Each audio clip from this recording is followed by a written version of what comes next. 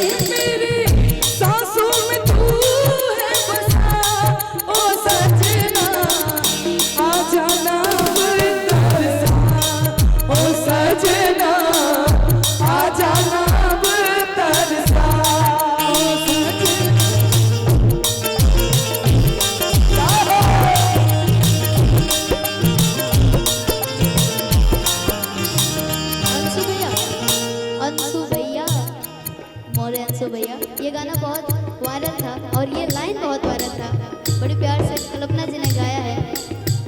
ए हो मोरे राजा चहिया तोहरा के पाए गंगा माई के ओरे पियरी चढ़ाए।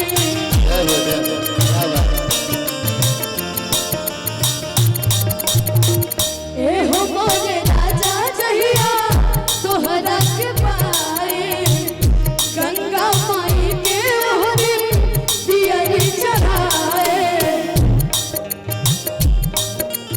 प्रीत पवन पुरवैया बन के आ जाए सरकार। कितना प्यारा लाइन था। प्रीत पवन पुरवैया बन के आ जाए सरकार। मोर बलमुआ ओ मोर बलमुआ हो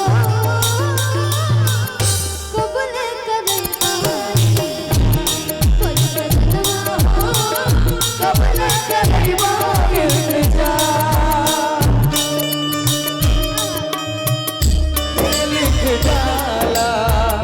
लिखने वाले लिख डाला हो जाए चंदा ले आवो खबरिया जाए चंदा ले आवो खबरिया कैसा नबारी और